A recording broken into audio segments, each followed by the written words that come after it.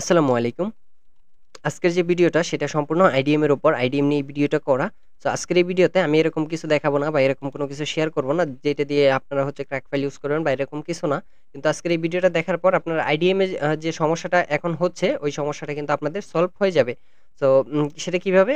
চলেন আমি আপনাদেরকে দেখিয়ে দেই। এই আইডিএম এর যে সমস্যাটা আগে সমস্যাটা দেখেন এখানে কিন্তু ডাউনলোডে দিলে কিন্তু এটা কিন্তু সার্ভারে সমস্যা দেখাচ্ছে। এখানে কিন্তু ডাউনলোড নিচ্ছে না। কোনো ভিডিওই নিচ্ছে না।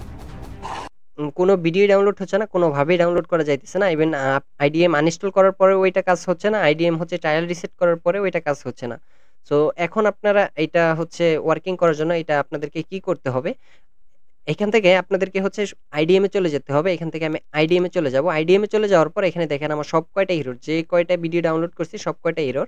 তো যেহেতু এখানে এরর সেজন্য আমি হচ্ছে এখান থেকে আ হেল্প এর পারে ক্লিক করব। হেল্প এর পারে ক্লিক করার পর এখান থেকে দেখেন check for update. Check for update এর পরে ক্লিক করার পর আইডিএমটা যদি হচ্ছে কোনো লেটেস্ট ভার্সন এসে থাকে এখান থেকে হচ্ছে আপনাদেরকে আপডেট চাইবে। আপনারা এখান থেকে আপডেট দিয়ে নিবেন। দেন আমি এখান থেকে আপডেট দিয়ে নিব। আপডেট দিয়ে নেওয়ার পর আপনি হচ্ছে এখান থেকে জাস্ট এটা ইনস্টল করে ওপেন করবেন। দেন আপনার সমস্যার সমাধান হয়ে যাবে। এরপরেও যদি আপনাদের এই সমস্যাটার সমাধান না হয় সেক্ষেত্রে আপনারা অফিসিয়ালি ভাবে অ্যাক্টিভ করবেন। অন্যথায় কোনো ২ নাম্বারি করার চেষ্টা করবেন না। আর বর্তমানে যারা ২ নাম্বার ভিডিও দিত বা বর্তমানে দিতেছে তাদের ভিডিও কিন্তু কপিরাইট স্ট্রাইক চলে আসতেছে। ঠিক আছে? আমারও কিন্তু রিসেন্টলি এরকম হয়ে গেছে। সো এগুলো আর আপাতত হচ্ছে না। আইডিএম এর যে ব্যাপারটা সেটা এখন অফিসিয়ালি ভাবেই চালাতে হবে। ঠিক আছে? যদি আপনি চালান তবে এমনিতে চালাইতে পারেন সেক্ষেত্রে VPN ইউজ করে। কিন্তু সেই প্রসেসটাও আমি আপনাদেরকে দেখাইতে পারতেছি না। সেই প্রসেসটা আমি যদি এখন আপনাদেরকে দেখাই সেক্ষেত্রে হচ্ছে ভিডিও যেকোনো সময় আমার রিমুভ হয়ে যাইতে পারে।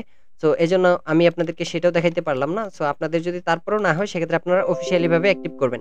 এখন অফিসিয়ালি ভাবে অ্যাক্টিভ করার জন্য আপনাকে হচ্ছে আমার কাছ থেকে অ্যাক্টিভ করতে হবে। বিষয়টা এরকম না। আপনি ভাবতে পারেন যে আসলে এটা আমি মানে টাকা খাওয়ার ধান্দা বা হচ্ছে আপনাদেরকে ওই বোকা বানানোর জন্য এই ভিডিওটা করা। আসলে বিষয়টা এরকম না। আপনি চাইলে আপনার দোকান থেকেও করে নিবেন। বাট হচ্ছে অফিসিয়ালি অ্যাক্টিভ করে নিবেন। ঠিক আছে? অফিসিয়ালি অ্যাক্টিভ করলে তাহলে আপনার আইডিএম নিয়ে আর কোনো সমস্যা থাকবে না। আপনার দোকান থেকে করে নিবেন, সমস্যা নাই। তবে আপনি চাইলে আমার কাছ থেকে করতে পারেন। আমার ডেসক্রিপশন বক্সে আমার যোগাযোগ নাম্বার দেওয়া আছে, Facebook আইডি দেওয়া আছে। ওইখান থেকে যোগাযোগ করতে পারেন।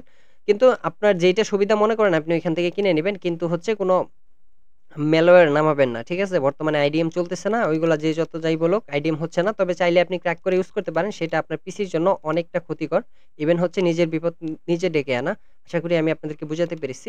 সো আমি আবারও বলি যদি আইডিএম চেয়ে থাকে সেক্ষেত্রে আপডেট দিবেন। আপডেট দেওয়ার পরেও যদি দেখেন যে আপনার সবকিছু ঠিক হয় নাই সেক্ষেত্রে হচ্ছে আপনি আইডিএমটা অফিসিয়ালি ভাবে অ্যাক্টিভ করবেন। আর VPN দিয়ে আপনারা না চালানোটাই বেটার। কারণ হচ্ছে VPN দিয়ে সবসময় যে চলবে এরকম না।